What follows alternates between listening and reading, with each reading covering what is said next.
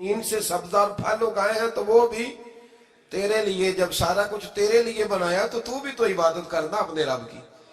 پھر کسی کو اس کا شریک نہ ٹھہرا. ایک چیلنج بھی کیا قرآن مجید نے اس رکوع کے اندر. کہا کرتے تھے مکے کے لوگ کہ آپ قرآن مجید کی آیتیں نبی کریم علیہ السلام سے کہا کرتے تھے کہ معاذ اللہ آپ خود بناتے ہیں, بنا کے لاتے ہیں. تو اللہ کریم نے فرمایا وَإِن كُنتُمْ فِي رَيْبٍ مِّمَّا نَزَّلْنَا عَلَىٰ عَبْدِنَا فَأْتُوا بِسُورَةٍ مِّن مِّثْلِهِ. اگر تمہیں شک ہو نا اس میں جو ہم نے بندہ خاص پہ نازل کیا ہے تو تم بھی اس جیسی ایک صورت بنا کے لاؤ. پڑھے لکھے تو تم بھی ہو نا, مکے میں تم بھی رہتے ہو, تو ایک صورت بنا کے لاؤ. قرآن مجید ہم سے چھینا گیا ہے سازش کے تحت, اس لیے کہ جس قوم کو قرآن آ جاتا ہے نا پھر کوئی کافر اس کا مقابلہ نہیں کر سکتا. دیکھیں نا اگر کافروں کے پاس جواب ہوتا قرآن پاک کا تو بدر اور احد میں نا کوئی آیت بنا کے لاتے, قرآن کے مقابلے کی تلواریں لے کے نہ آتے. ان کے پاس جواب ہی نہیں تھا. اور قیامت تک کسی کافر کے پاس قرآن مجید کا کوئی جواب, قرآن کا کوئی جواب, قسم اللہ کی جواب کوئی نہیں قرآن کا, اس کا کوئی جواب نہیں. کیا بات ہے قرآن پاک کی. وہ ایک دفعہ مسلمہ کذاب بے ایمان کہنے لگا میں نے بنا لیا ہے قرآن پاک کا جواب. معاذ اللہ. جواب کیا بنایا؟ وہ سورت ہے نا القاریۃ ما القاریۃ وما ادراک ما القاریۃ. کھڑکھڑانے والی کیا ہے, کھڑکھڑانے والی تمہیں کیا پتا کیا ہے کھڑکھڑی. قیامت کا ذکر ہے. کہنے لگا میں نے اس جیسی صورت بنا لیا. تو کیا بنایا؟ الفیل ملفیل وما ادراک ما الفیل. کہنے لگا ہاتھی, تمہیں کیا پتا کیا ہاتھی, تم کیا جانو کیا ہاتھی. تو پاس جو اس کے اپنے بیٹھے تھے نا چیلے, کہنے لگے چپ کر جا, سارے زمانے کو پتا ہاتھی کیا ہوتا ہے. تو پاگل ہے, اس کے دو کان ہوتے ہیں, ایک سونڈ ہوتی ہے, چار اس کے پیر ہوتے ہیں. بیوقوف آدمی قرآن کا مقابلہ کرنا ہے تو وہ چاج کے ساتھ کار پاگلوں کی طرح مقابلہ کرے گا, جوتے کھائے گا بھی ہمیں بھی پڑھوائے گا. تو قرآن مجید کا کوئی مقابلہ کر سکا؟ تو اس آیت مبارکہ میں اللہ نے کافروں کو یہ کہا اگر مقابلہ نہیں کر سکتے تو پھر اللہ سے ڈرو ورنہ دوزخ میں ڈالے جاؤ گے. وہ جس کا ایندھن آدمی اور پتھر ہے, اور بنائی بھی کافروں کے لیے گئی ہے. وَعِدَّتْ لِلْكَافِرِينَ. جہنم کس کے لیے بنائی گئی ہے؟ کافروں اور منافقوں کے لیے. مسلمانوں کے لیے بنائی گئی. مسلمان مرضی سے چھلانگے لگائیں تو ان کی موج ہے, ورنہ ان کے لیے جہنم, ان کے لیے اللہ نے جنت بنائی ہے. اور یہ بات کرتے ہی رب کریم نے فرمایا اے محبوب علیہ السلام مومنوں کو خوشخبری دے دے کہ اللہ نے ان کے لیے جنت بنائی ہے, اس میں باغات ہیں, انہیں رزق دیا جائے گا کھانے کے لیے, اور اس میں انہیں پاکیزہ بیویاں دی جائیں گی, اور پھر وہ اس میں ہمیشہ رہیں گے, انہیں اس سے نکالا نہیں جائے گا. آگے جو آیات کریمہ ہے نا اس کے اندر اللہ تبارک و تعالیٰ نے فرمایا ہے کہ اللہ حیا نہیں کرتا سمجھانے کے لیے مچھر کی مثال بھی دینی پڑے. فرمایا قرآن سے کچھ لوگ ہدایت حاصل کرتے ہیں, کچھ گمراہ ہو جاتے ہیں. جب لوگ اپنی مرضی کی تشریحات چاہتے ہیں تو گمراہ ہوتے ہیں, اور جب قرآن کو رسول اللہ صلی اللہ علیہ وسلم اور امت مسلمہ کی تشریحات کی روشنی میں سمجھتے ہیں تو پھر اللہ ہدایت عطا فرماتا ہے. پھر اللہ تبارک و تعالیٰ نے آگے ارشاد فرمایا حضرت آدم کی پیدائش کا واقعہ. کچھ مفسرین نے لکھا اللہ نے مشورہ کیا تھا فرشتوں سے وَإِذْ قَالَ رَبُّكَ لِلْمَلَائِكَةِ إِنِّي جَاعِلٌ فِي الْأَرْضِ خَلِيفَةً. لیکن کچھ مفسرین کہتے ہیں کہ اللہ کو ضرورت نہیں فرشتوں سے مشورہ کرنے کی. اللہ نے فرشتوں سے مشورہ نہیں کیا بلکہ رب نے انہیں آگاہ فرمایا تھا کہ میں لگا ہوں زمین پہ اپنا نائب بنانے, میں خلافت دینے لگا ہوں زمین پہ. اب یہ تو دینے والی کی مرضی ہے نا اس نے کس کو دینی ہے, یہ تو دینے والے کی مرضی ہے نا اس نے. تو کچھ لوگ کہتے ہیں کہ دینے والے سے زیادہ ہمیں پتہ ہے. تو فرشتوں کو بھی یہ اجتہادی خطا ہو گئی, کہنے لگے یا اللہ اسے نہ بنانا, یہ فساد کرے گا, یہ خون ریزیاں کرے گا. تو اللہ نے فرمایا جو میں جانتا ہوں وہ تم. اللہ اکبر. امام راضی فرماتے جب رمضان آتا ہے تو اللہ فرشتوں سے کہتا ہے ذرا یہ کھول کے دروازے دیکھو نا یہ زمین پہ کیا کر رہے ہیں. تم تو کہتے تھے فساد کریں گے اور یہ سارے تراویحیں پڑھ رہے ہیں. تم تو گویا کہتے تھے فساد کریں گے اور یہ تو دیکھو گویا رمضان کے روزے رکھ رہے ہیں, یہ تو میری یاد میں نکلے ہوئے. تم کچھ کہتے تھے اور دیکھو میں نے تمہیں کہا تھا نا جو میں جانتا ہوں وہ تم.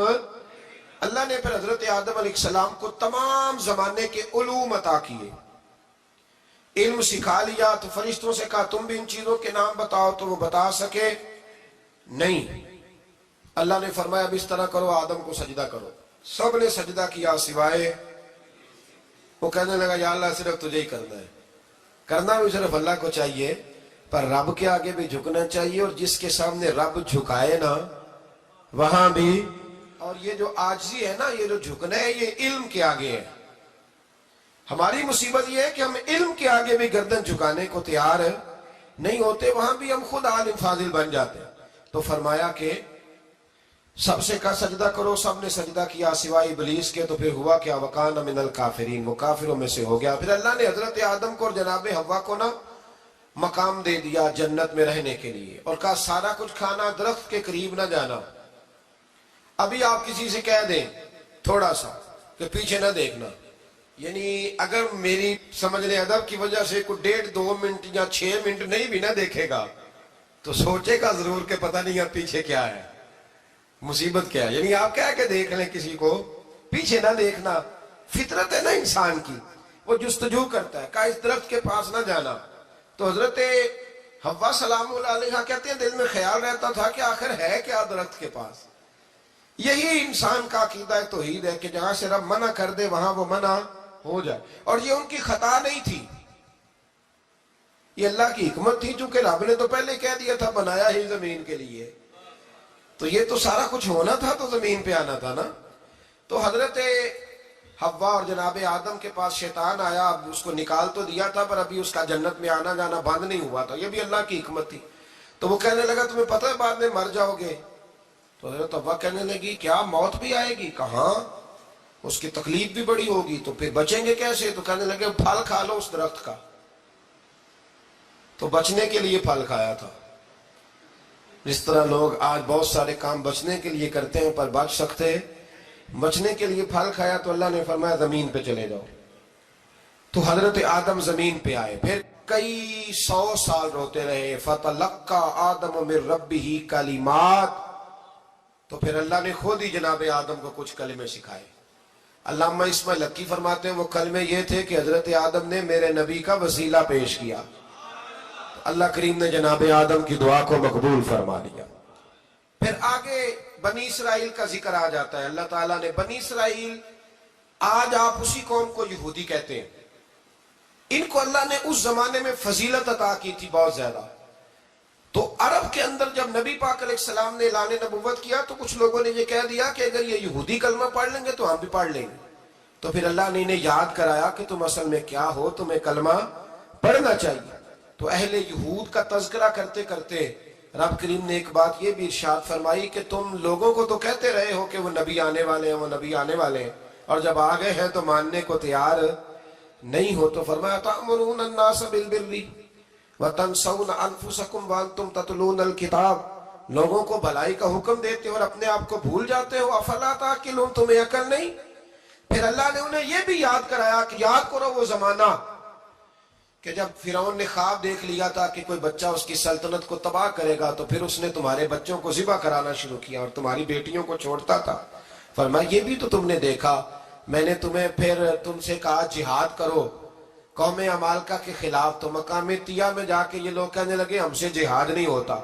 اللہ نے انہیں ایک میدان میں قید کر دیا۔ بڑی دلچسپ بات، قید تو لوگ ہوتے ہیں نا 4 دیواری میں، تو اللہ نے بنی اسرائیل والوں کو جب انہوں نے کہا جہاد نہیں کریں گے تو اللہ نے میدان میں قید کر دیا۔ میدان میں، یہ یاد رکھیں، جب انسان اللہ کی نافرمانی کرتا ہے تو اسے ایسی قید ملتی ہے جس کا اس نے تصور بھی نہیں کیا ہوتا۔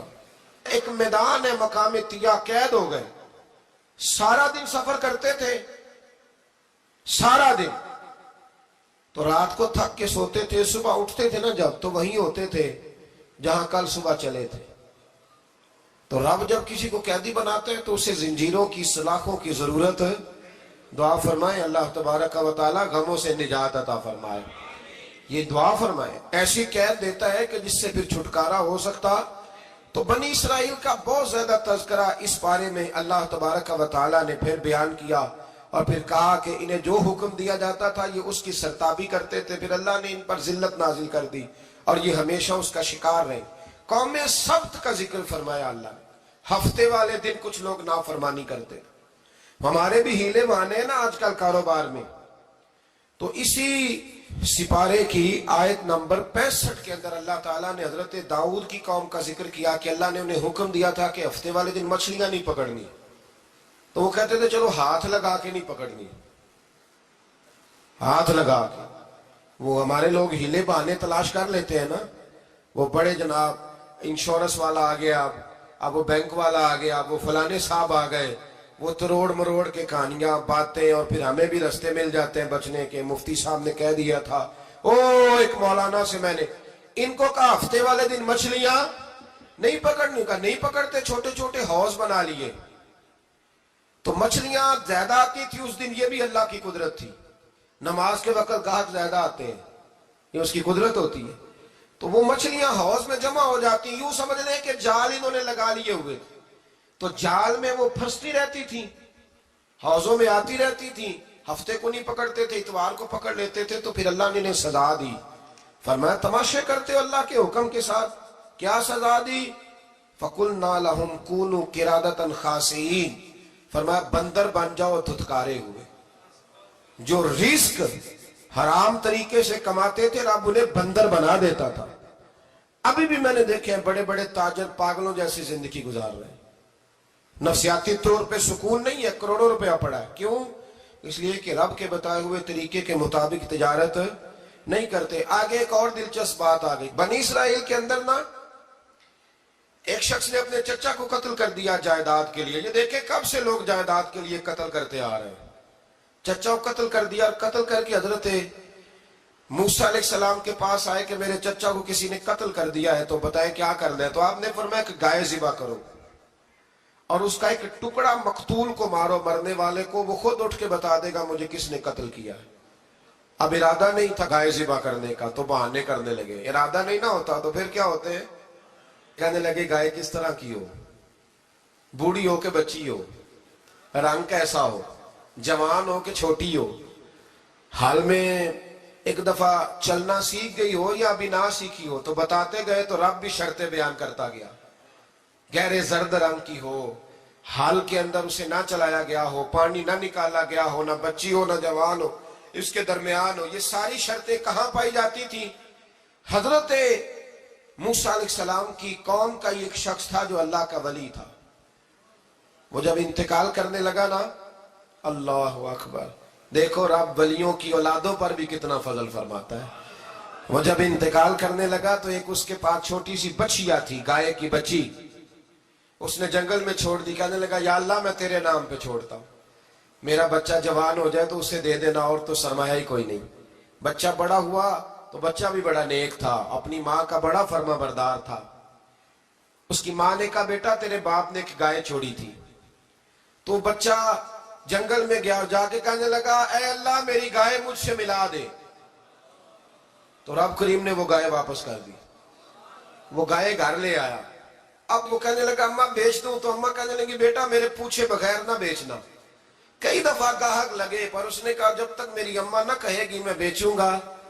उधर बनी इसराइल वाले शर्तें जितनी गाय के बारे में पूछ चुके थे वो सारी इसी गाय में पाई जाती थी। तो ये ढूंढते ढूंढते वहां पहुंच गए, तो कहने लगे गाय चाहिए। तो उसने कहा भी तुम्हारी मर्जी से नहीं, कीमत मेरी मर्जी की। एक मुफस्सर ने तो यहां तक लिखा है कि उसने कहा गाय ज़िबा करके ना, तो जितना गाय के अंदर गोश्त होगा ना उतना ही खाल के अंदर तो मुझे माल भर के दोगे, उतने सिक्के भर के दोगे, उतनी अशरफियां भर के दोगे, तो फिर तुम्हें गाय दूंगा। तो फिर ये गाय उन्हें मिली और ये गाय लेकर के आए। ज्यादा सवालात ना करते तो ज्यादा उलझते ना। हम भी दीन के मामले में बड़े सवाल जवाब करते हैं, उतना सवाल करें जितनी उसकी जरूरत है। इन लोगों ने सवाल ज्यादा किए तो फिर उलझ ज्यादा गए। तो मेरे भाई इसका जिक्र भी अल्लाह तबारक व तआला ने पहले पारे के अंदर बयान फरमाया। फिर अल्लाह करीम ने फरमाया कि कुछ ऐसे लोग भी हैं यहूदियों में से जिनका दावा हो गया है कि हम अल्लाह के बड़े प्यारे हैं। फरमाया ये सिर्फ उनके मुंह की बातें हैं, ये तो क़यामत में पता चलेगा ना कि अल्लाह का प्यार किसके साथ ज्यादा है। और फिर ये भी यहूदियों ने दावा किया है, इसी पारे में अल्लाह फरमाते हैं कि इनका दावा है कि हम अल्लाह के बड़े प्यारे हैं, जन्नत में हम ही जाएंगे। तो अल्लाह फरमाते हैं फिर मरने की दुआ तो करो, जन्नत में तो मर के जाना है ना। लेकिन रब फरमाते हैं ये कभी मरने की दुआ نہیں کریں گے، اس لیے کہ انہیں پتہ ہے کہ ہم نے آخرت کے لیے کیا بھیجا۔ لیکن جی پہلا حکم آ گیا یا ایھا الذین آمنوا کہہ کے، پہلی آیت قرآن پاک کی پہلے سپارے میں پہلی آیت جس میں اللہ نے کہا یا ایھا الذین آمنوا، تو پہلا حکم آمنوا کہہ کے آیت نمبر 104 میں جو اللہ نے حکم دیا ہے نا، وہ نبی پاک کی تعظیم کا حکم ہے۔ پہلا حکم ہی اللہ نے حضور کی عزت اور ناموس کا ارشاد فرمایا۔ پہلا اس ترتیب کے لحاظ سے وہ ہوا یہ کہ جب نبی پاک کو بات ارشاد کرتے تو صحابہ کرام اٹھ کے عرض کرتے رائینا یا رسول اللہ، حضور سمجھ نہیں آئی ذرا رعایت کر دے۔ تو یہودیوں کی عبرانی زبان کے اندر نہ ذرا کھینچ کے پڑھتے تھے رائینا، تو اس کا معنی بنتا تھا معاذ اللہ اے ہمارے چرواہے، بکریاں چرانے والے کو بھی وہ رائینا کہتے تھے۔ تو جب صحابہ یہ کہنے لگے تو اللہ نے منع ہی کر دیا، فرمایا میرے محبوب کے غلاموں، اس لفظ کے پیچھے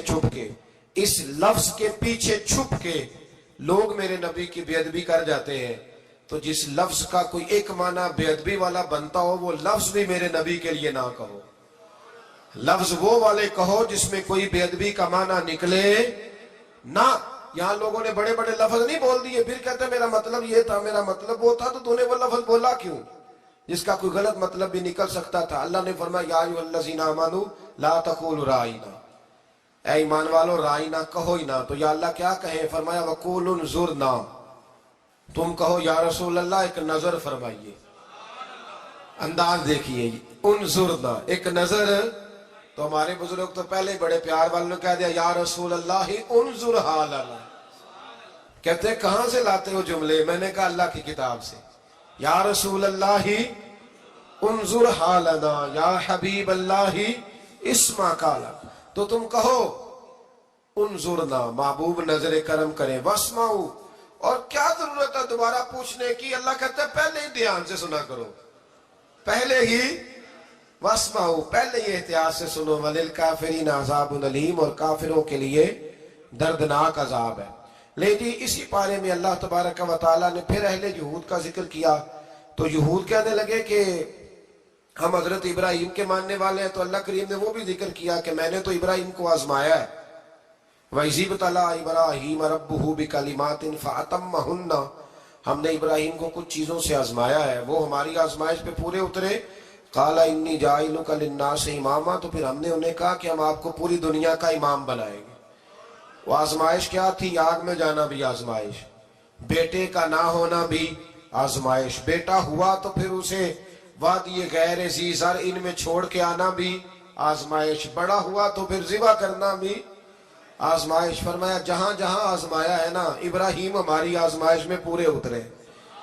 فرمایا تم مفت میں حضرت ابراہیم کی اولاد بنتے ہو اور ان کا نام لیتے ہو اور ان کے ساتھ اپنا تعلق بناتے ہو، دیکھو تو صحیح وہ کتنی آزمائشوں سے گزرے۔ تو اس کا بھی اللہ نے اسی میں ذکر فرمایا۔ اور پھر وہ بات کرتے تھے حضرت یعقوب کی اور حضرت اسحاق کی، تو فرمایا وہ تو ہمارے اتنے خاص بندے تھے کہ وصال کے وقت بھی انہوں نے اپنی اولادوں کو نصیحت فرمائی تھی کہ اللہ کی توحید پہ قائم رہنا، اس کا ذکر بھی اللہ نے اسی پارے میں بیان فرمایا۔ اور جو حضرت ابراہیم اور جناب اسماعیل نے کعبہ تعمیر کیا تو اس کا ذکر بھی اللہ تعالیٰ نے اسی پارے میں فرمایا۔ فرمایا جب وہ کعبہ بنا رہے تھے تو کہہ رہے تھے ربنا تقبل منا، کہہ رہے تھے اے اللہ بنا ہم نے دیا ہے پر مہربانی فرما ہم سے قبول فرما لے۔ تو جو آیہ کریمہ آخر میں عرض کرنا چاہتا ہوں اس پر بھی تھوڑی توجہ فرمائیں گے تو بات بڑی نکھر کے باہر آئے گی۔ یہ 16ویں رکوع کے اندر اللہ نے پھر یہود کا اور عیسائیت کا ذکر فرمایا، تو اللہ کریم نے ایک بات ارشاد فرمائی، یہودیوں کے ہاں جب کوئی بچہ پیدا ہوتا تھا پیلے رنگ کے ساتھ اس کو رنگتے تھے، یا کوئی خاص رنگ تھا ان کا، بچہ پیدا ہوتا تو اس پر وہ رنگ چڑھاتے کہ یہ جی ہمارے مذہب کا رنگ ہے۔ ہمارے ہاں بھی رسمیں ہیں نا اپنی اپنی، معاذ اللہ اپنی اپنی نہیں ہونی چاہیے، اللہ رسول کا حکم ہونا چاہیے۔ تو یہودیوں کے ہاں بچہ پیدا ہوتا تو ایک خاص رنگ چڑھاتے، عیسائیوں کے ہاں پیدا ہوتا تو وہ بھی ایک خاص رنگ چڑھاتے۔ تو مسلمانوں کے ہاں بچے پیدا ہوئے تو انہوں نے بھی توجہ کی کہ یہ کیا ہو رہا ہے، تو رب کریم نے فرمایا صبغۃ اللہ، رنگ اللہ کا ہی ہے۔ وَمَنْ أَحْسَنُ مِنَ اللَّهِ صِبْغًا، فرمایا اللہ کے رنگ سے زیادہ خوبصورت کس کا رنگ ہو سکتا ہے؟ اللہ کا رنگ کیا ہے؟ لا الہ، الا اللہ محمد الرسول اللہ صلی اللہ علیہ، فرمایا نیلے پیلے کالے رنگ نہ چڑھاؤ، اپنے ذہن پر توحید و رسالت کا رنگ چڑھاؤ، یہ سب سے بہترین رنگ ہے۔ اگر تمہارے ذہنوں پر رب رسول کی توحید کا رنگ چڑھ گیا تو یہ وہ والا رنگ ہے، پھر تمہیں کسی اور رنگ کی طرف جانے کی ضرورت نہیں پڑے گی۔ تو فرمایا رنگ وہ پیدا کرو جو توحید کا ہے، رسالت کا ہے، اس رنگ کی توجہ کرو۔ قرآن مجید کے اس پارے میں اللہ کریم نے مختلف باتیں بیان کر کے آخری رکوع میں یہ جو رنگ کا ذکر فرمایا نا، تو یہ لگتا ہے پورے پارے کا خلاصہ ہے۔ اعلیٰ حضرت بریلوی رحمت اللہ علیہ کے سامنے کسی نے یہ شعر پڑھا تھا کہ شان یوسف جو دبی وہ بھی اسی در پہ دبی، تو فرمایا یہ تو کیا کہہ رہا ہے، حضور تو کسی کو دبانے آئی نہیں، تو کہ شان یوسف جو بڑی وہ بھی اسی در سے بڑی۔ پھر کسی نے کہا تھا وہ دو درخت تھے نبی پاک کے گنبد کے سامنے کھجوروں کے پرانے زمانے میں، تو کسی نے کہا تھا یوں ہیں درخت حضرت والا کے سامنے، مجنوں کھڑا ہو خیمہ لیلا کے سامنے۔ تو اعلیٰ حضرت فرمانے لگے تم نے حضور کے خیمے کو تشبیہ ٹھیک نہیں دی، تمہیں کہنا چاہیے تھا یوں ہیں درخت حضرت والا کے سامنے جیسے قدسی کھڑے ہیں عرش معلیٰ کے سامنے۔ کبھی بھی کوئی کمزور لفظ، کمزور جملہ حضور سرور کہوں کہ مالک و مولا کہوں تجھے، باغ خلیل کا گلے زیبا کہوں تجھے، لیکن رضا نے ختم سخن اس پہ کر دیا، خالق کا بندہ خلق کا آقا کہوں تجھے۔ ایک تو یہ بات، دوسری بات یہ کہ بڑا افراط و تفرید کا دور آیا ہے، جس کو بھی لڑانا ہوتا ہے وہ مذہبی بنیادوں پہ لڑانا شروع کر دیتا ہے۔ مذہب کے نام پر لوگوں کو ایموشنل کرنا اور مذہبی بنیادوں پر تفریق پیدا کرنا یہ بڑی گھناؤنی سازش ہوتی ہے۔ کبھی بھی کوئی ایسا کام نہ زندگی میں کریں، کبھی بھی، کہ جس کے اندر معاملہ اس طرح کا ہو، اپنا قد اونچا کرنے کے لیے کبھی بھی مذہب کا سہارا نہ لیں، اپنی ذاتی لڑائیوں کو کبھی مذہب کا رنگ نہ دیں، اس میں کبھی بھی دین کی بنیادوں کو نہ لے کے آئیں، کوئی ایسا کام نہ کریں۔ آپ کی کسی سے ذاتی دشمنی ہے تو اسے شمر یزید کہنے کی ضرورت نہیں ہے، آپ ذاتی بات کریں اس کے ساتھ جو کرنی ہے۔ نبی پاک علیہ الصلوۃ والسلام کے صحابہ اور اہل بیت کے نام پر لوگ ذاتی لڑائیاں لڑتے ہیں، خدا را اس سے بچو۔ یہ جو حضور کی اولاد پاک ہے نا، جو نبی پاک کی، میں اللہ کے گھر میں مسجد میں بیٹھا ہوں، میرے مرشد کی اولاد کیا اس دروازے سے جو گزر جائے وہ بھی میرے لیے قابل احترام رہا، اور میرے استاد صاحب کے بچے، میں آپ کو دیانتداری سے کہتا ہوں کبھی آ جائیں تو مجھے سمجھ نہیں آتی میں بٹھاؤں کہاں، اس لیے کہ اصلاں نال جے نیکی کریے اور نسلاں تاک نہیں بھول دیں۔ استادوں کے بچے آ جائیں تو بٹھانے کو جگہ نہیں ملتی، اگر استادوں کے بچوں کا یہ حال ہے تو رسول پاک کی اولاد کا کیا حال ہونا چاہیے۔ نبی پاک کی اولاد پاک کے بارے میں کبھی بھی اپنی طبیعت میں کوئی کمزور بات نہ رکھنا۔ نبی کریم نے فرمایا اے اللہ یہ میرے حسن اور حسین ہیں، میں ان دونوں سے محبت کرتا ہوں، تو بھی ان سے محبت فرما۔ اور پھر محبوب فرمانے لگے اے اللہ جو میرے حسن حسین سے محبت کرے تو ان سب سے بھی محبت فرما۔ جس طرح حضور کی اولاد پاک کا احترام کرنا ہے نا، بالکل اسی طرح میرے نبی پاک کے صحابہ۔ زمانہ چراغ لے کے ڈھونڈے گا نا، وفا کی ساری تاریخیں جہاں دم توڑ جائیں گی وہاں سے جناب صدیق اکبر کا آغاز ہوتا ہے۔ دم توڑ جائیں گی جہاں ساری چیزیں، ابو بکر صدیق، جناب صدیق اکبر۔ او دوستو اتنے بڑے لفظ نہیں ملیں گے کبھی بھی کہ حضور فرماتے ہیں میرے پاس جس کے پیسے آئے میں نے امانت سمجھ کے خرچ کیے، ابو بکر کے آئے تو میں نے اپنے سمجھ کر خرچ کیے۔ حضرت ابو بکر صدیق کی اور پھر سیدنا فاروق اعظم، آپ نے بھی حدیث سنی ہوگی، میں نے بھی، حضور نے فرمایا کہ شیطان عمر کو دیکھ کے رستہ بدل جاتا ہے۔ پہلے یہ حدیث پڑھا سنا کرتے تھے، اب اس طرح کا تجربہ ہوا ہے کہ بات ہی کھل گئی ہے۔ وہ صرف حضرت عمر کو دیکھ کے رستہ نہیں بدلتا، حضرت عمر کا نام بھی لے تو رستہ بدل جاتا ہے۔ تو یقین کریں ہم نے لوگوں کو رستے بدلتے دیکھا ہے۔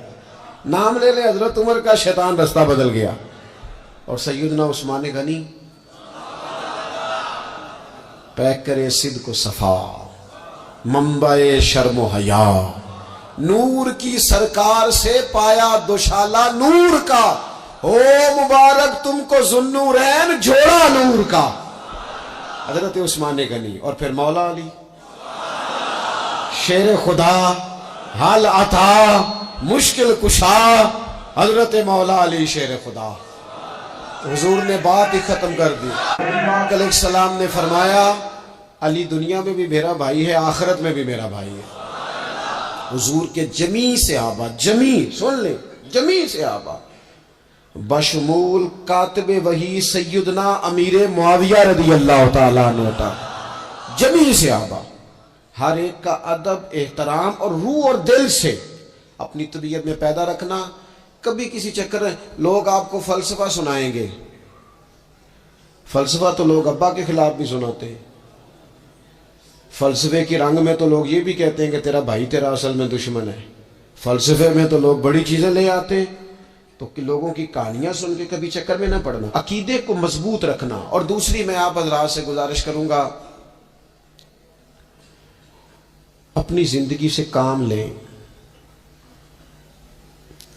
اپنی زندگی کو بامقصد بنائیں۔ اس سے پہلے کہ وجود تھکنے لگے، بیمار ہونے لگے، کمزور ہونے لگے، ایسا وقت آ جائے کہ لوگ نمازیں بھی کرسیوں پہ پڑھنے لگے، اپنے آپ سے کام لیں، سخت محنت کا عادی بنائیں اپنے آپ کو، جد و جہد کریں۔ یہ ڈھیر ساری تعداد میں ان لوگوں کی دیکھتا ہوں جو کام نہیں کرتے، محنت نہیں کرتے۔ نبی پاک صلی اللہ تعالی علیہ وآلہ وسلم کے سامنے سے ایک نوجوان گزرا تو کچھ لوگوں نے کہا یا رسول اللہ صلی اللہ تعالی علیہ وسلم، یہ مال کمانے کے لیے جا رہا ہے، کاش یہ اللہ کے راستے میں جہاد کے لیے سفر کرتا۔ تو حضور فرمانے لگے اگر یہ اپنے بچوں کی روزی کے لیے بندوبست کرنے جا رہا ہے پھر بھی اللہ کے راستے میں ہی ہے۔ ماں باپ، بہن بھائی، بیوی بچوں کے حقوق ادا کرنے کے لیے کوشش کر رہا ہے تو بھی اللہ کے راستے میں ہی ہے۔ اور اگر اس لیے کوشش کر رہا ہے کہ میں کسی کے سامنے ہاتھ پھیلانے سے بچوں تو فرمایا پھر بھی اللہ کے راستے میں ہی ہے۔ محنت کریں، جد و جہد کریں، سہارے نہ تلاش کریں، اور اپنی زندگی اس طرح کی محنت والی بنائیں کہ آپ تھک جائیں شام کو۔ ایک لمبی تعداد ہے لوگوں کی جو کام نہیں کرتی، کوشش نہیں کرتی، تگ و دو نہیں کرتی۔ کوئی بھی آپ کسی شعبے سے بھی وابستہ ہیں، بجائے اس کے کہ دوسرے شعبے کو ٹھیک کرنے کی کوشش کی جائے، ہم جس شعبے میں ہیں ہم اس شعبے میں محنت کریں، کوشش کریں۔ میں اس نتیجے پہ پہنچا ہوں کہ جو ٹائم انسان بچاتا ہے نا آرام کے لیے، اس ٹائم میں بے پناہ سستی اسے گھیر لیتی ہے۔ ہم چھوٹے ہوتے تھے بچپن میں، اسکول سے ایک چھٹی کرتے تھے پھر دوسری کرنے کو بھی دل کرتا تھا، دوسری کرتے تھے پھر تیسری کرنے کو بھی دل کرتا تھا۔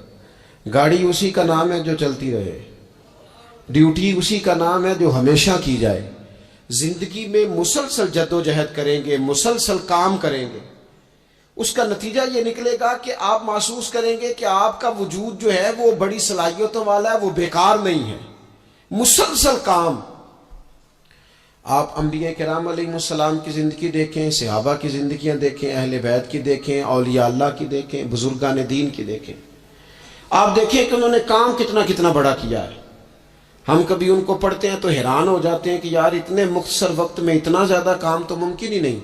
اعلیٰ حضرت رحمت اللہ علیہ نے 1000 کتاب لکھ دی، امام بخاری نے پوری دنیا میں گھوم کر احادیث جمع کر کے ایک جگہ پہ اکٹھی کر دی، اور پھر اصول وضع کر دیے حدیث پاک کے کہ حدیث کس طرح قبول کی جائے گی، پھر اس میں فرق کر دیا کہ صحیح کون سی ہے، متواتر کون سی ہے، حسن کون سی ہے، ضعیف کون سی ہے، موضوع ہو تو پھر اس کے قاعدے کیا ہیں۔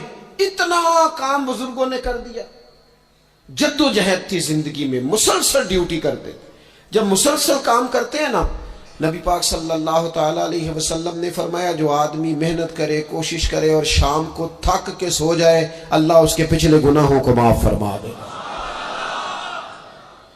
تو چلتے رہیں، جد و جہد کریں، ہمت کریں، کوشش کریں۔ کبھی کبھی یوں ہوتا ہے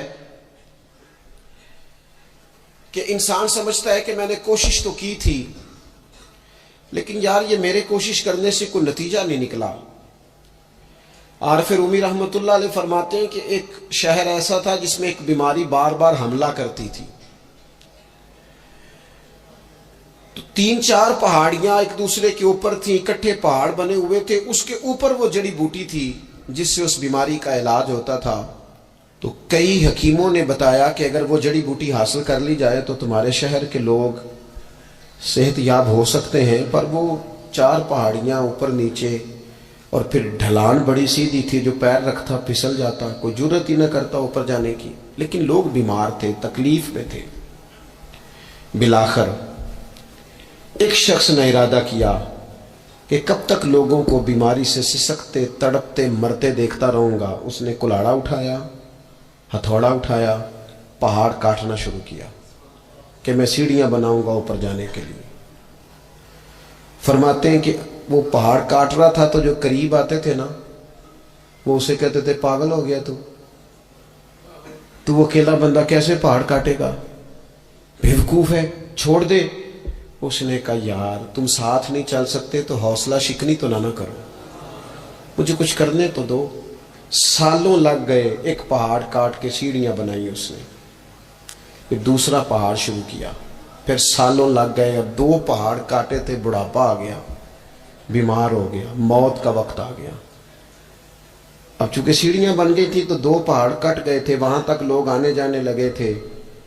این اس وقت جب وہ دنیا سے جا رہا تھا، پھر بھی کچھ لوگ حوصلہ شکنی کر رہے تھے، اسے کہہ رہے تھے خدا کے بندے کیا نتیجہ نکلا۔ کچھ لوگوں کی ڈیوٹی ہوتی ہے اپوزیشن کا کردار ادا کرنا، وہ ہر موقع پر حوصلہ شکنی کرتے ہیں۔ اب اس پر آخری وقت آ گیا ہے، باوجود اس کے کچھ لوگوں نے جا کے کہا کیا نتیجہ نکلا جی، تیرے اوپر موت کا وقت آ گیا ہے، تو اوپر تک تو جا نہیں سکا، فائدہ کیا ہوا؟ وہ کہنے لگا بیوقوفو تمہیں پتہ ہی نہیں میں کامیاب ہو کے جا رہا ہوں۔ انہوں نے کہا کس طرح؟ کہنے لگا میں نے آدھا سفر آسان کر دیا ہے، اب جو میرے بعد آئے گا نا اسے 0 سے نہیں شروع کرنا پڑے گا، میں نے آدھا سفر اس کے لیے آسان کر دیا۔ وہ تیسرے پہاڑ سے شروع کرے گا، 2 کاٹے گا تو جڑی بوٹی تک پہنچ جائے گا، لوگوں کو شفا ہونے لگے گی اللہ کے فضل سے۔ ہم پتہ کیا کرتے ہیں، بالخصوص میرے وطن کا رواج یہ ہے کہ لوگ آدھا سفر بھی آسان کرنے کو تیار نہیں، وہ کہتے ہیں نہیں سارا ہی فلانا کرے گا۔ جتنے انبیاء دنیا میں آئے نا میرے دوستوں، وہ سارے کامیاب گئے، لیکن کسی کے ساتھ 4 امتی، کسی کے ساتھ 10، کسی کے ساتھ 100، کسی کے ساتھ 200، لیکن نبی کامیاب گئے۔ کیوں؟ کہ اللہ تعالیٰ نے جو ان کے ذمہ ڈیوٹی لگائی تھی، وہ ڈیوٹی انہوں نے پوری ذمہ داری سے سر انجام دی ہے۔ اس ڈیوٹی میں انہوں نے کبھی کوئی کمی دکھائی تو اپنی زندگی میں جد و جہد کریں، کام کریں، بیٹھ کر صرف بات نہ کریں، تنقید نہ کریں، بیٹھ کر صرف منصوبہ بندی نہ کریں۔ اور میرے ملک میں بالخصوص یہ کام ہوتا ہے، تبصرے کرو، چینل کھولو، تنقید کرو، اندر کی خبر لے کے آؤ، کوئی کہانی سناؤ، کوئی نئی سٹوری بناؤ، لیکن کام نہ کرو۔ بڑی خوبصورت بات کی شاعر نے، اس نے کہا شکوہ ظلمت شب سے تو کہیں بہتر تھا، اپنے حصے کی کوئی شمع جلاتے جاتے۔ لوگ تعلیم نہیں حاصل کر رہے تو بھئی آپ ایک بچے کا خرچ اٹھا لیں، کسی غریب کا آپ اسے پڑھا دیں، ایک بندہ تو آپ کی وجہ سے تعلیم یافتہ ہو جائے۔ لوگوں کو کھانا نہیں مل رہا، بھوکوں مر گئے لوگ، حکومتیں کچھ نہیں کر رہی، آپ 10 بندوں کی ذمہ داری اٹھا لیں، آپ غریبوں کو دیکھ لیں، 10 لوگوں کے گھر میں آپ کھانا پہنچانا شروع کریں۔ اور یہ ہوتا رہا ہے، لوگ یہ کام کرتے رہے، یہ ڈیوٹیاں ہمارے بزرگوں نے سر انجام دی ہیں، 2 کر کے، 4 کر کے، 6 کر کے انہوں نے کام کیا ہے۔ اپنی ذمہ داری کا احساس کریں، مسلسل کام کریں، مسلسل جد و جہد کریں، مسلسل ڈیوٹی کریں۔ اور پھر میری تیسری گزارش آپ سے یہ ہے کہ جس طرح آپ اپنے اپنے گھر میں آپ کی ذمہ داریاں ہوتی ہیں، اور اگر آپ ذمہ داری ادا نہیں نہ کرتے تو احتجاج ہوتا ہے۔ ماں کو ٹائم نہیں دیتے تو ماں بھی احتجاج کرتی ہے، گھر والی کو ٹائم نہیں دیتے تو وہ بھی احتجاج کرتی ہے، دوستوں کو وقت نہیں دیتے تو وہ بھی اس کا شکوہ کرتے ہیں۔ تو آپ کے ذمہ جتنی بھی ذمہ داریاں ہیں، آپ پڑھاتے ہیں، کلاس میں وقت پہ نہیں آتے تو اس کا اظہار کیا جاتا ہے۔ ہم نے اپنے اپنے ذمے جو ذمہ داریاں لی ہیں پوری کرتے ہیں۔ میں آج آپ کو یہ پیغام دینا چاہتا ہوں کہ ایک ایک ڈیوٹی دین کی بھی اپنے ذمے لیں، ایک ایک ڈیوٹی، ایک کام اپنے ذمے لے لیں۔ آپ اپنے اپنے علاقے کی مسجد میں جھاڑو دینے کی ڈیوٹی لے لیں۔ آپ یہ ذمہ داری لے لیں کہ مجھ سے کچھ نہیں ہو سکتا تو میں ہفتے کے بعد مسجد میں جاؤں گا اور قرآن مجید کو میں صاف کر کے جھاڑ پونچھ کے ترتیب کے ساتھ مرتب کروں گا۔ مجھے اگر ناظرہ قرآن مجید ٹھیک پڑھنا آتا ہے تو میں 10-11 بچوں کا روز سبق سنوں گا، آگے پڑھاؤں گا۔ کوئی ذمہ داری لیں، دین کی کوئی ڈیوٹی اپنے ذمے لیں۔ اگر مالی طور پر آپ تعاون کر سکتے ہیں تو کسی جگہ، کسی مسجد میں، مدرسے میں، خیر کے کسی کام میں شامل ہو جائیں۔ دین اسلام کے ساتھ عملاً تبلیغ میں اپنا کام کریں۔ ذمہ داری ہر دنیا کا کام مینج کر کے مرتب کر کے کیا جانے لگا ہے، معیشت ہو، معاشرت ہو، تعمیرات ہو، دین کا کام ہے وہ اسی طرح چل رہا ہے۔ محفل آ گئی، برکت کے لیے محفل کر لو، جمعہ آ گیا پڑھ لو، تراویح ایک حافظ صاحب مقرر کر لو۔ بھئی آپ اس کو مینج کریں، ساری دنیا میں چیزیں مینج کی جاتی ہیں، آپ اسے مینج کریں۔ آپ خطیب صاحب سے فرمائش کریں کہ مجھے آپ جمعے والے دن اس موضوع پر کچھ سنائیں۔ آپ مسجد کے امام سے اس بات کی فرمائش کریں کہ آپ تراویح میں جو قرآن مجید سنائیں گے مہربانی کریں ہمیں اس کا خلاصہ بھی بیان کر کے سنائیں۔ آپ تھوڑی کوشش کریں گے تو آپ دیکھیں گے کہ بیان کرنے والوں کا بھی ذوق بڑھے گا۔ کچھ تھوڑی ذمہ داری کا احساس کریں۔ صحابہ کرام نے بڑی منصوبہ بندی کے ساتھ دین پھیلایا، بڑی جد و جہد کی۔ انہوں نے دیکھا کس علاقے میں ہم نے جہاد کے لیے جانا ہے، کس میں تبلیغ کے لیے جانا ہے، کس علاقے میں کس طرح کر کے ہم نے ڈیوٹی سر انجام۔ مصر میں ایک شہر ہے، اس کا نام ہے فسطاط، وہ کہتے ہیں گھونسلے کو، پرندوں کے گھونسلے کو۔ حضرت سعد بن ابی وقاص رضی اللہ تعالیٰ عنہ اپنی فوجیں لے کے وہاں گئے تھے۔ آپ نے وہاں خیمہ لگایا، کچھ دن وہاں قیام کرنا تھا، آپ کا وہاں خیمہ تھا۔ وہاں آ کے کبوتر بیٹھنے لگے، ایک کبوتری نے انڈے بھی دے دیے، وہاں گھونسلہ بن گیا۔ اب آپ جب وہاں سے ہجرت کرنے لگے آگے بڑھنے لگے تو دل میں خیال آیا کہ خیمے اکھاڑتے ہیں، چلتے ہیں۔ جب وہ خیمے اکھاڑنے لگے تو دیکھا اوپر تو گھونسلہ بنا ہے، اس میں تو کبوتر رہتے ہیں، ان کے بچے بھی ہیں۔ حضرت سعد بن ابی وقاص نے 2 فوجیوں کے ذمے لگایا، فرمایا یہاں تم پہرے دار بن کے کھڑے ہو جاؤ، یہ خیمہ اکھاڑا نہیں جائے گا، اس کو یہیں لگا رہنے دیں گے تاکہ یہ کبوتر جو ہیں انہیں تکلیف نہ ہو۔ وہ 2 فوجی وہیں رہے، خیمہ لگا رہا، وہاں پانی کا بندوبست کیا جاتا رہا، خوراک کا بندوبست کیا جاتا رہا۔ قریب بستیوں سے جب لوگوں نے دیکھا یہاں لوگ موجود ہیں تو لوگوں نے وہاں آ کے مکان بنانے شروع کر دیے۔ وہ ایک پرندے کے گھونسلے کی حفاظت کے لیے کچھ دیر 2 سپاہی رکے تھے، اللہ نے وہاں پورا شہر آباد فرما دیا ہے۔ تو آپ ایک گھونسلے کی حفاظت شروع کریں، انشاءاللہ شہر آباد ہو جائیں گے۔ لیکن ہم گھونسلوں کی حفاظت کرنے کو بھی تیار۔ اب چوتھی بات آپ کی خدمت میں عرض کرنی ہے، ایک ضروری کام بڑی بڑی توجہ کے ساتھ آپ نے سمجھنا ہے، تھوڑا سا اس کے پس منظر کو سمجھ لیں۔ جو آیہ کریمہ میں نے تلاوت کی ہے اس کا حصہ بھی اسی میں آئے گا۔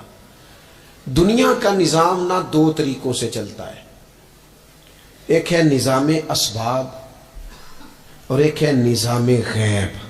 ایک نظام اسباب سے چلتا ہے کہ آگ جلاتی ہے، پانی ٹھنڈا کرتا ہے، انسان ماں باپ کے ملاپ سے پیدا ہوتا ہے۔ دنیا نظام اسباب سے چلتی ہے اور اسی ترتیب سے نظام آگے چل رہا ہے۔ اور ایک ہے نظام غیب، جب اللہ اپنی رحمت کا فیصلہ فرمائے تو ایک نظام وہ بھی ہے۔ وہ کیسے ہے؟ آگ جلاتی ہے، لیکن جب رب چاہے تو حضرت ابراہیم کے لیے ٹھنڈی ہو جاتی ہے. یہ کیا ہے؟ یہ نظام غیب ہے. نظام اسباب یہ ہے کہ ماں باپ کے ملاپ سے اولاد پیدا ہوتی ہے، اور اگر رب چاہے نا تو حضرت عیسیٰ علیہ السلام کو بغیر باپ کے بھی پیدا فرما دیتا ہے. ہم جو مسلمان ہیں نا، ہماری ساری کی ساری توجہ نظام اسباب پہ ہو گئی ہے. اسباب پورے جمع کرو، لیکن اپنے رب کی بارگاہ کی طرف رجوع بھی کرو.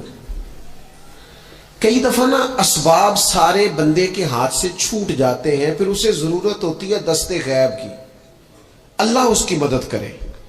جو آیہ کریمہ میں نے قرآن مجید کی پڑھی ہے، اس میں اللہ کریم نے فرمایا یا ایھا الذین آمنوا توبوا الی اللہ توبۃ نصوحا. اے ایمان والو، اپنے رب کی طرف رجوع کرو، اپنے رب کی بارگاہ میں توبہ کرو، پر توبہ سچی کرنا. رجوع الی اللہ کرو، اللہ کی طرف رجوع کرو. بعض اوقات سارے نظام ختم ہو جاتے ہیں، نظام اسباب. اس وقت ضرورت ہوتی ہے رجوع الی اللہ کی، کہ نظام غیب آئے. حضرت سارہ رضی اللہ تعالی عنہا، جو جناب ابراہیم علیہ السلام کی اہلیہ ہیں، آپ ایک رستے سے گزر رہی تھیں. حضرت ابراہیم علیہ السلام آپ کے ساتھ تھے. تو جس رستے آپ تشریف لے جا رہے تھے، اس رستے میں بادشاہ بڑا ظالم تھا. وہ معاذ اللہ تعالیٰ ثم معاذ اللہ عورتوں کو گرفتار کر لیتا اور اپنی بدباطنی کا ثبوت دیتا. وہاں سے جناب سارہ گزری. مسند امام احمد بن حنبل سے یہ حوالہ عرض کر رہا ہوں. حضرت سارہ کو اس نے گرفتار کر لیا. جب وہ جناب سارہ کی طرف بڑھنے لگا تو اب وہ جتنے اسباب تھے نا اس وقت کے، وہ سارے اختیار کیے گئے، لیکن اس بادشاہ سے جان نہیں چھوٹی. جب وہ بڑھنے لگا تو جناب سارہ نے پھر رب کریم کی طرف رجوع کیا. مصلی پہ بیٹھ گئی، کہنے لگی مالک اب تو ہی کرم فرمانے والا ہے. آپ نے اس درد سے دعا فرمائی کہ وہ بادشاہ زمین پر بے ہوش ہو کے گرا اور تڑپنے لگا. قریب تھا کہ وہ مر جائے.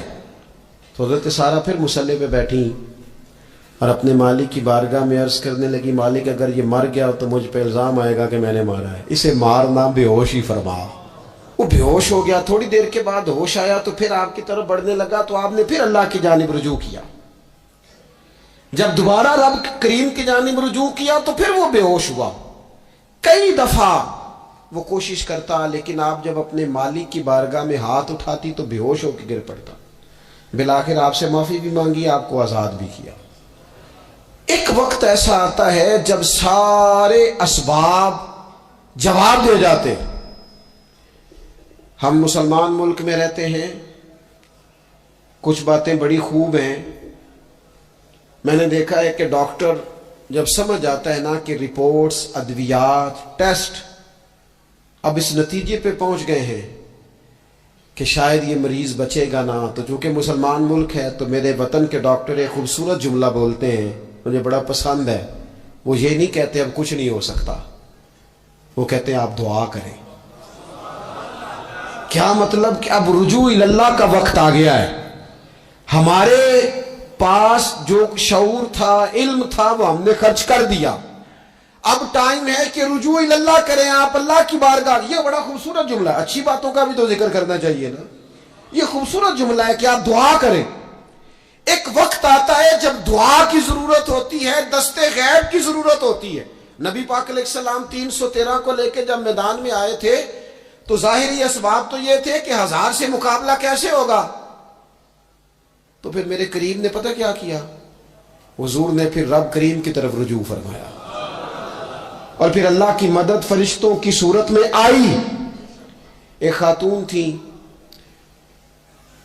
حضرت زنیرہ رضی اللہ تعالی عنہ. یہ صحابیہ ہیں، یہ مسلمان ہو گئیں.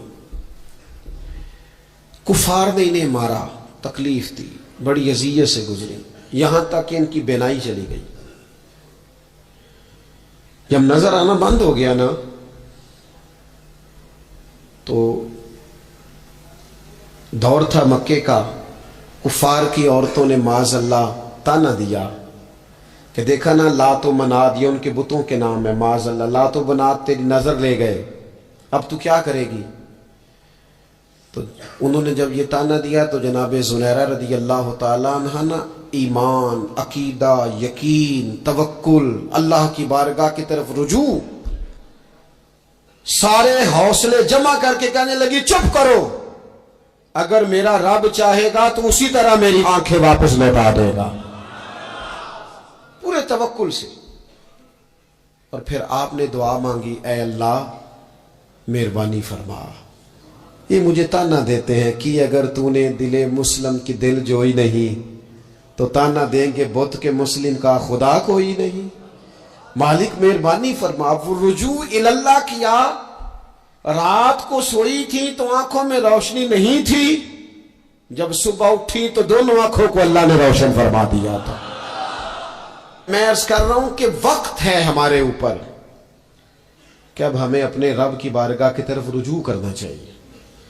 جب بندہ اللہ کی جانب رجوع کرتا ہے نا، نبی پاک علیہ السلام نے فرمایا جب تم استغفار کرتے ہو نا تو اللہ ہر مشکل سے نکلنے کے لیے تمہیں رستہ عطا فرماتا ہے، اور اللہ تمہیں وہاں سے رزق عطا کرتا ہے جہاں سے تمہارا کبھی گمان بھی نہیں گیا ہوتا۔ کبھی نہ توجہ کریں، جب پوری طرح ٹوٹ جائیں نا پھر توجہ کریں رب کی جانب، جب پوری کوشش کریں کام نہ ہو تو پھر بیٹھ جائیں اپنے مالک کی بارگاہ میں، مالک اسباب جمع کر لیں اب تو مدد فرما۔ جب پوری طرح حضرت ابراہیم علیہ السلام کے پاس مہمان بڑے آیا کرتے تھے، مہمان نواز بھی بڑے تھے، بغیر مہمان کے کھانا ہی نہیں کھاتے تھے، بڑے مہمان نواز تھے۔ تو قحط پڑ گیا مصر میں، غلہ ہی نہیں ملتا۔ حضرت ابراہیم کا ایک دوست تھا، آپ فلسطین میں تھے، وہ مصر میں تھا، آپ نے اس کے پاس اونٹ بھیجے کہ 4-5 اونٹوں پر غلہ اناج رکھ کے مجھے روانہ کر تاکہ میں اپنے جو میرے پاس مہمان جمع ہیں ان کو کھانا تو دے سکوں۔ وہ اونٹ روانہ ہو گئے، حضرت حکیم الامت مفتی احمد یار خان صاحب رحمۃ اللہ لکھا ہے، چلے گئے اونٹ، اب مہمان جمع ہیں، ان کو بھی خبر دے دی گئی ہے کہ آپ فکر نہ کریں، غلہ مصر سے آنے لگا ہے، کھانا ملے گا۔ لیکن جب وہاں اٹھ گئے تو انہوں نے کہا قحط چونکہ بہت زیادہ تھا، اناج ساری ہم تقسیم کر چکے ہیں، اب تو ہمارے پاس غلہ نہیں ہے۔ وہ خالی آ گئے واپس۔ جب وہ خالی واپس آ رہے تھے نا اونٹ، تو جو آپ کے خدام لینے گئے تھے ان کے دلوں میں یہ خیال آیا کہ ہم اگر خالی واپس جائیں گے تو وہ جو مہمان ہیں وہ دیکھیں گے تو وہ تو بڑی آس امید لگائے بیٹھے ہیں کہ ہمیں آج کھانا ملے گا، تو وہ تو بیچارے مایوس ہو جائیں گے۔ انہوں نے اس طرح کیا کہ رستے میں کچھ ریت بھر لی ان بوریوں میں اور اونٹوں پہ ان کو رکھ لیا تاکہ پھر جا کے حضرت ابراہیم سے عرض کریں گے، وہ خود ہی لوگوں کو سمجھا دیں گے، ایسے خالی اونٹ لے جانا بہتر نہیں۔ حضرت حکیم الامت رحمۃ اللہ علیہ لکھتے کہ حضرت ابراہیم علیہ السلام آرام فرما تھے، خدام نے جا کے اندر جہاں وہ سامان رکھا جاتا تھا وہاں ریت سے بھرے ہوئے بوریے رکھ دیے، وہ چلے گئے۔ حضرت ابراہیم کی زوجہ جناب ہاجرہ اٹھی، انہوں نے کہا میں منہ کھولتی ہوں، گلے کا گندم پیستی ہوں، کھانا بنا کے دیتی ہوں۔ جب انہوں نے منہ کھولا نا اس کا، بوری کا، توڑے کا، اس بوریے کا، تو کہتی ہیں اتنی بہترین گندم نکلی کہ میں نے زندگی میں کبھی نہیں دیکھی تھی۔ پیسی گئی، پکائی گئی، کھانا چلنے لگ گیا۔ حضرت ابراہیم علیہ السلام بیدار ہوئے، دیکھا لنگر چل رہا ہے، مخلوق خدا کھا رہی ہے، دنیا آوے تے کھا جاوے تے راضی ہوئے بلا، لوگ کھا رہے ہیں، چل رہا ہے سلسلہ۔ تو حضرت ہاجرہ، وہ خواتین گھر میں کچھ چیز آئے نا تو کہتی ہیں اس دفعہ چاول بڑے اچھے آئے، اس دفعہ گندم بڑی اچھی آئی، یا آٹا پس کے آئے، یہ بڑا عمدہ ہے۔ تو حضرت جناب ہاجرہ رضی اللہ تعالیٰ عنہ حاضر بارگاہ ہو کے عرض کرنے لگی، یہ جو آپ کا مصری یار ہے نا، اس نے جو گندم بھیجی ہے بڑی کمال ہے۔ تو حضرت ابراہیم تو جانتے تھے بات کو، فرمانے لگے یہ میرے مصری یار نے نہیں بھیجی، یہ میرے عرشی یار نے بھیجی ہے، یہ عرشی یار نے بھیجی ہے۔ اور وہ جب بھیجتا ہے تو کمال بھیجتا ہے، وہ جب عطا کرتا ہے تو بے شمار ہی عطا کرتا ہے۔ او میرے دوستو، امت کو ضرورت ہے اس وقت دست غیب کی۔ پاکستان کبھی نہ بنتا اگر اللہ تعالیٰ کی غیبی طاقتیں مدد نہ فرماتی۔ پاکستان کبھی نہ بچے گا اگر خدا کی مدد شامل حال نہ ہوگی۔ ہمیں اجتماعی طور پر رجوع اللہ کرنا ہے۔ ہمارے جتنی انفرادی مشکلات ہیں، ہم کسی تکلیف میں دکھ میں مبتلا ہیں، اللہ کی طرف رجوع کریں، اپنے رب کی بارگاہ کی طرف رجوع کریں، اور جو ہمارے اجتماعی مسائل ہیں ان میں بھی اللہ کی بارگاہ کی طرف رجوع کریں۔ جب ہم یہ رجوع کریں گے مالک کے حضور تو پھر اللہ ہمارے لیے راستے واضح فرمائے گا۔ یہ رجوع کس طرح کیا جائے؟ میں نے اپنے ساتھیوں کے ذمے بالخصوص جو یہاں خانقاہ شریف سے وابستہ ہیں، وہ اگر سمجھیں کہ میں حکم دے رہا ہوں تو اس کو حکم سمجھ لیں، اور باقی اگر احباب میری بہت زیادہ درد مندانہ گزارش سمجھیں تو یہ میری گزارش سمجھ لیں۔ 5 وقتہ نماز کے ساتھ کچھ تھوڑی سی عبادت رات کی ضرور شروع فرمائیں۔ 2 رکعت ہو جائے لیکن رات کو تنہائی میں اپنے رب کی بارگاہ میں عبادت کے لیے ضرور حاضر۔ حضرت عبداللہ ابن عمر رضی اللہ تعالیٰ عنہ فرماتے ہیں کہ مغرب کی نماز پڑھ کے کچھ لوگ گھر چلے گئے، ہم لوگ بیٹھ گئے کہ تھوڑا سا تو ٹائم ہے، عشاء پڑھ کے ہی جائیں گے۔ فرماتے ہیں اللہ کے محبوب علیہ السلام بھی تشریف لے گئے۔ تھوڑی دیر کے بعد محبوب اس تیزی سے تشریف لائے کہ مقدس سانس پھولا ہوا محسوس ہو رہا تھا۔ ہم نے عرض کی یا رسول اللہ ہمارے ماں باپ قربان، کیا ہوا؟ تو محبوب فرمانے لگے کیا کر رہے ہو؟ عرض کی یا رسول اللہ نماز، سوچا ہے چلو تھوڑا سا تو ٹائم ہے، بیٹھتے ہیں اللہ اللہ کرتے ہیں، عشاء پڑھ کے جائیں گے۔ تو محبوب فرمانے لگے میرے پاس جبریل امین آئے ہیں، انہوں نے آ کے عرض کی یا رسول اللہ آپ کے غلام مسجد میں بیٹھے ہیں عشاء کی نماز کے انتظار میں، اور رب فرشتوں کے سامنے ان پر فخر فرما رہا ہے۔ یہ جو عبادت ہے نا نفلی، یہ طاقتور کرتی ہے بندے کو۔ حضور فرماتے ہیں کہ جب بندہ نفل پڑھتا ہے تو اللہ فرماتا ہے پھر تو میں اس کے ہاتھ بن جاتا ہوں، پیر بن جاتا ہوں، آنکھیں بن جاتا ہوں۔ کیا معنی کہ اس میں خدائی طاقتیں آ جاتی ہیں، دوست مرید بھی ہوتے ہیں، سلسلوں میں بھی داخل ہوتے ہیں۔ عبادات کا مزاج نہیں بناتے، کچھ نوافل کا ذہن ضرور بنائیں، رات کو کچھ ٹائم ضرور اللہ اللہ کریں، اپنی زندگی کا اسے معمول بنا لیں۔ اور 3 وظیفے آپ کی خدمت میں عرض کرنا ہے۔ سخت مشکل جب آتی تھی نا تو صحابہ پڑھا کرتے تھے حسبنا اللہ و نعم الوکیل، نعم المولا، پڑھیے گا حسبنا اللہ و نعم المولا و نعم النصیر۔ اس کا معنی بڑا خوبصورت ہے، بالکل سادہ سا مختصر سا معنی کرے نا تو اس کا معنی یہ ہے میرے لیے اللہ ہی کافی ہے، اللہ میرا مددگار ہے، اللہ بہترین مددگار ہے، اللہ بہترین کفایت کرنے والا ہے۔ اس وظیفے کو نہیں چھوڑیں اور اس کے معنی سمیت اس کو یاد رکھیں۔ آپ محسوس کریں گے طبیعت طاقتور ہو گئی ہے، روح طاقتور ہوگی، اس کو بھولنا نہیں۔ اور دوسرا آپ سے عرض کرنا ہے کہ اعلیٰ حضرت، چونکہ ہم سلسلہ طریقت میں فاضل بریلوی سے وابستہ ہیں اور باقی جتنے بھی لوگ ہیں سارے ماشاءاللہ انہی سے وابستہ ہیں، اعلیٰ حضرت نا لا حول ولا قوت الا باللہ العلی العظیم پڑھنے کی بڑی فضیلت بیان کرتے ہیں۔ یہ ایسا وظیفہ ہے جو سب کو آتا ہے نا ماشاءاللہ۔ نبی پاک علیہ السلام نے فرمایا یہ اللہ کے عرش کے خزانوں میں سے خزانہ ہے۔ اعلیٰ حضرت فرماتے ہیں 99 دفعہ پڑھو لا حول ولا قوت الا باللہ العلی العظیم، فرمایا اللہ تعالیٰ تمہیں 99 بیماریوں سے شفا دے گا، اور اس میں سب سے چھوٹی بیماری ٹینشن کی بیماری ہے، سب سے چھوٹی بیماری غم کی بیماری ہے، چھوٹی، باقی بڑی بڑی ہوں گی۔ اس وظیفے کو نہیں آپ نے چھوڑنا اور یہ پابندی کرنی ہے، کریں گے انشاءاللہ تعالیٰ۔ اور تیسرا وظیفہ ہے درود پاک۔ یہ بندہ درود پاک پڑھتا ہے تو پتہ ہوتا کیا ہے، 1 بار پڑھو تو 10 رحمتیں، 2 بار پڑھو تو 3 بار پڑھو تو 4 دفعہ پڑھو تو پھر تو چاروں جانب رحمت ہی رحمت ہو جاتی ہے۔ درود پاک کو کبھی نہ چھوڑو اپنی زندگی میں۔ آج آپ اپنے آپ سے عہد کریں کوئی رات ایسی نہ گزرے کہ درود پاک پڑھے بغیر ہمیں نیند آ جائے۔ یہ ذہن بنا، یہ 2 وظیفے اور تیسرا درود پاک۔ چوتھی بات آپ کی خدمت میں یہ عرض کرنی ہے کہ رمضان شریف آ گیا ہے۔ رمضان شریف کا قرآن پاک سے اس لیے گہرا تعلق ہے کہ شہر رمضان الذی انزل فیہ القرآن، رمضان کا وہ مہینہ ہے جس میں اللہ نے قرآن نازل فرمایا ہے۔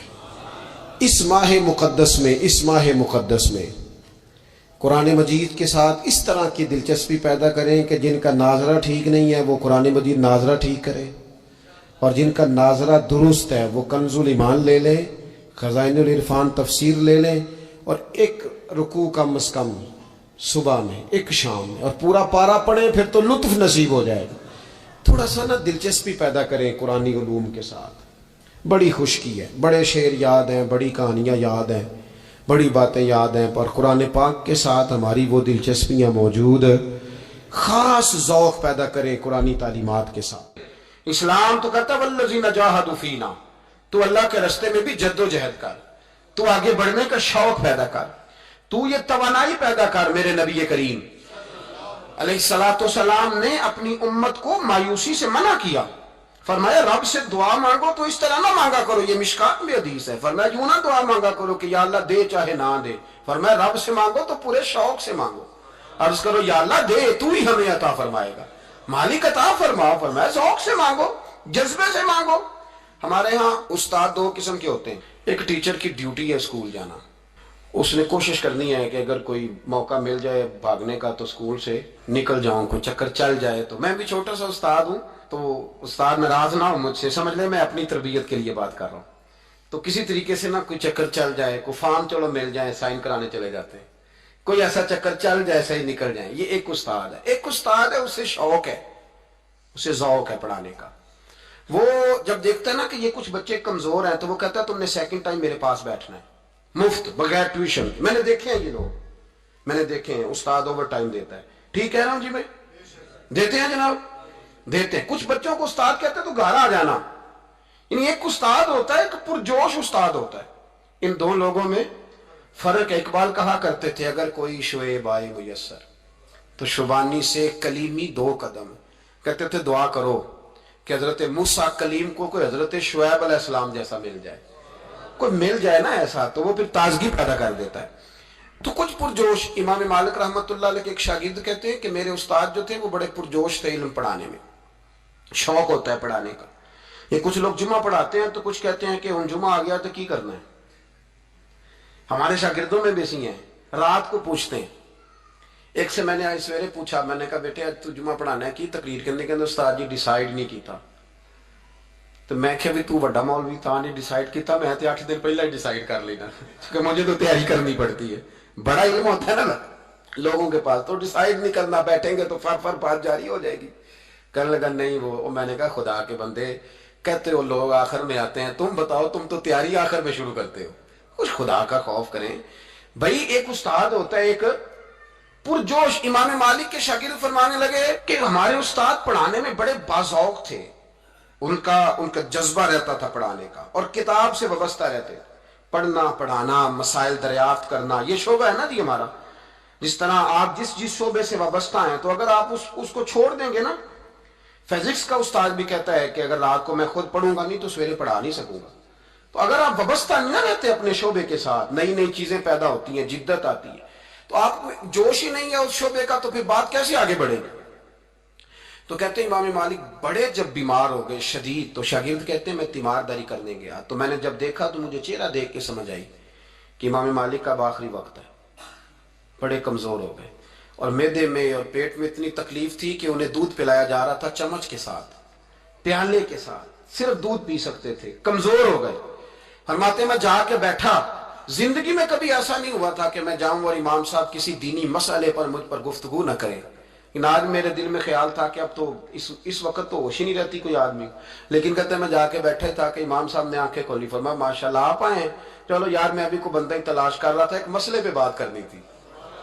کہتے ہیں لفظ نہیں پورے ادا ہوتے، ان کے جملے ٹوٹتے ہیں، بیچارے کمزور ہو گئے، بڑھاپا ہے، ایک مسئلے پر بات کرنی تھی، تو فرماتے ہیں کہ میرا دل نہ اتنا نرم ہوا کہ میرے آنسو بہہ گئے۔ میں نے کہا اس حال میں بھی استاد جی آپ کو دین کی فکر ہے، کہنے لگے یار ایک آدمی نے مسئلہ پوچھا ہے تو اس کو حل کر کے دینا ہے، یہ رسول اللہ کا دین ہے، علماء کی ذمہ داری ہے آسان کر کے لوگوں تک پہنچائیں، ہر آدمی اس تک تو میں نے وہ دینا ہے، یہ میری وفا ہے اپنے مذہب کے ساتھ، آخری دم تک دینا، میں اپنی حیاتی تو قربان تھی وہاں، میری محمد بقیدے گزر گئی، یہ کرنا ہے کام، لوگوں کو آسان کر کے دین پہنچانا۔ فرماتے ہیں کہ میں نے کہا استاد جی فرمائیں، کہنے لگے یار یہ حج کے موقع پر جو رمی جمار ہوتی ہے، جمرے کو شیطان کو کنکر مارے جاتے ہیں، پوچھنا یہ ہے کہ دونوں طرح سے سنت ہے، پیدل بھی مار سکتے ہیں سواری پہ بھی، تو یہ بتا کہ پیدل افضل ہے یا سواری پہ افضل ہے؟ تو کہتے ہیں میں نے کہا استاد جی میرا خیال ہے پیدل افضل ہے، لوگوں کو تکلیف کم ہوگی، تو کہنے لگے نہیں تو نے غلط کہا، کھانا نہیں کھایا جا رہا، لیکن استاد ہیں تو جوش کتنا ہے، فرمانے لگے تو نے غلط کہا، کہتے ہیں میں نے کہا پھر استاد جی سواری پہ افضل ہے اگر پیدل افضل نہیں، کہنے لگے نہیں تو نے پھر بھی غلط ہی کہا ہے، کہتے ہیں میں نے کہا حضور دونوں طرح غلط ہے تو صحیح کیسے ہے؟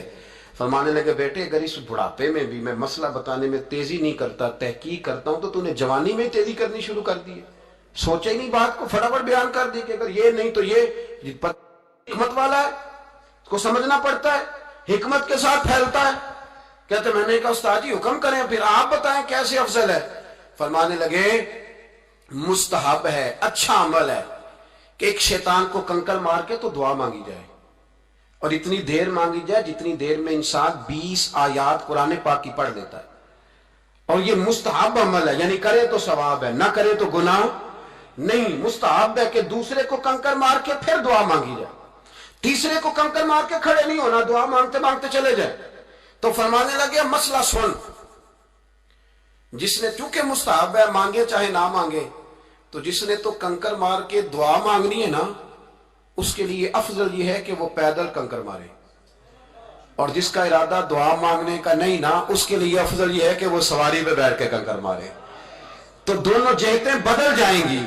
فرماتے ہیں اس بڑھاپے اور کمزوری میں نے امام مالک کی وہ فقاہت دیکھی، اور فرماتے ہیں جب فارغ ہو کے نا امام مالک سے میں باہر نکلا، سلام لے کے میں دروازے پہ پہنچا تھا، ابھی کمرے کے دروازے پہ امام صاحب نے بلند آواز سے کلمہ پڑھا اور ان کی روح پرواز کر گئی، بلند آواز سے کلمہ پڑھا، روح پرواز کر گئی۔ اتنا دین کا جذبہ، شوق، اتنا طبیعت کے اندر درد دین کے لیے کہ آخری وقت تک مسائل دین میں غوطہ زنی، کس طرح کر کے امت کو آسان دین پہنچایا جائے۔ ناظرین ہم آپ کو آدم علیہ السلام سے پہلے کے آدم کے بارے میں روایت بھی بتائیں گے، لیکن پہلے آپ کو یہ بتاتے چلے کہ بعض روایت میں آتا ہے کہ زمین پر حضرت آدم علیہ السلام سے پہلے 28 قسم کی مخلوقات آباد تھیں۔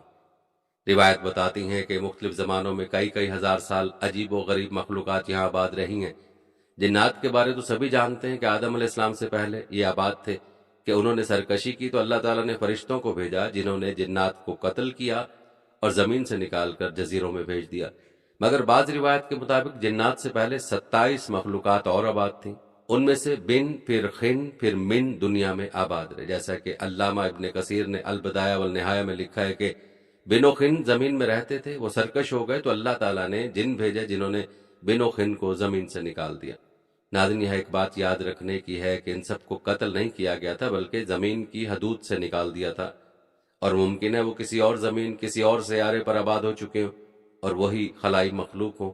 ان مخلوقات کے بعد جب جنات نے سرکشی کی تو فرشتوں نے ان کو قتل کیا، جس کے لیے زمین کی تخلیق کی گئی تھی، یعنی حضرت انسان کو پیدا کیا گیا۔ ناظرین آپ کو بتاتے چلے کہ علامہ مسعودی نے لکھا ہے کہ انسان سے پہلے 28 قسم کی مخلوقات زمین پر آباد تھیں، اور علامہ شہاب الدین الاشبہی نے المسترف میں لکھا ہے کہ 28 قسم کی مخلوقات آباد تھیں، اور ان میں سے کچھ کا ذکر ان حضرات نے یوں کیا ہے۔ ایک مخلوق پروں والی مخلوق تھی جن کی زبان بجنے جیسی تھی، دوسری طرح کی مخلوق کے 2 جسم، ایک سر تھا، ایک جسم شیر سا اور ایک پرندے سا، اور ان کے بال اور ناخن ہوتے تھے۔ تیسری طرح کی مخلوق کے 2 سر، ایک آگے کی جانب اور دوسرا پیچھے کی جانب ہوتا تھا۔ ایک اور قسم کی مخلوق کے بارے میں بتایا گیا کہ نصف انسان جیسے تھے اور ان کی کئی ٹانگیں تھیں۔ ایک قسم کا منہ انسان سا اور پیٹھ کچھوے جیسی اور سر میں سینگ ہوتے تھے۔ اسی طرح کچھ کے سفید بال اور گائے جیسی دم ہوتی تھی، اور کچھ کے ناخن خنجروں کی طرح اور لمبے لمبے کان ہوا کرتے تھے۔ ناظرین آپ کو جان کر حیرانگی ہوگی کہ علامہ مسعودی نے ایک جگہ لکھا کہ آدم علیہ السلام سے پہلے 120 مخلوقات آباد تھیں، اصل میں 28 ہی تھیں، باہم شادی کی وجہ سے وہ مزید الگ الگ ہوتے گئے اور یوں 120 عجیب و غریب مخلوقات بن گئے۔ اور سب سے آخر میں حضرت انسان کو پیدا کیا گیا جو سب مخلوقات میں حسین و جمیل ہے، جیسا کہ اللہ رب العزت نے قرآن پاک میں فرمایا لقد خلقنا الانسان فی احسن تقویم، ہم نے انسان کو سب سے اچھی صورت میں پیدا کیا۔ اور حدیث پاک میں ہے کہ اللہ رب العزت نے آدم علیہ السلام کو اپنی پسندیدہ ترین صورت پر پیدا کیا۔ ناظرین، قدیم دنیا کی بات کی جائے تو سابقہ مخلوقات میں سے کچھ کے نشانات ملتے رہتے ہیں جن کو سائنسدان ڈائنوسور وغیرہ قرار دیتے ہیں، اور کچھ سمندروں جزیروں میں چھپے ہوئے الجزائر میں موجود بہت بڑے پہاڑی سلسلے کی غاروں میں مذکورہ کچھ مخلوقات کی ان زمانے کی تصاویر ہیں جو دریافت ہوئی ہیں، اس سے بھی کچھ اندازہ لگایا جاتا ہے۔ بعض کے نزدیک یاجوج ماجوج انہی سابقہ مخلوقات میں سے جو اب تک سکندر ذوالقرنین کی بنائی دیوار کے پیچھے بند ہیں، اور بعض احادیث میں 2 عظیم شہروں کا ذکر ہے جو اس دنیا سے بھی بڑے ہیں، ایک مشرق میں ایک مغرب میں، وہاں بھی مخلوق آباد ہے۔ آپ کو بتاتے چلیں کہ الجزائر کے غاروں سے جو تصاویر دریافت ہوئی ہیں، ماہرین کے نزدیک یہ بن، خن اور من کی بنائی تصاویر ہو سکتے ہیں۔ ناظرین، جہاں تک یہ سوال ہے کہ حضرت آدم علیہ السلام اور حوا علیہ السلام سے پہلے دنیا میں کیا تھا اور یہ دنیا کیسے وجود میں آئی، اس حوالے سے بہت سی روایت اور بہت سے نظریے پائے جاتے ہیں، اور ان سوالوں پر مختلف ماہرین سائنسدانوں نے مختلف تھیوریز دی ہیں، جن کے مطابق زمین پر آدم کو اتارنے سے پہلے یہاں شیطان کو پھینکا گیا، اور کچھ نے اس کے علاوہ تھیوریز بیان کی ہیں۔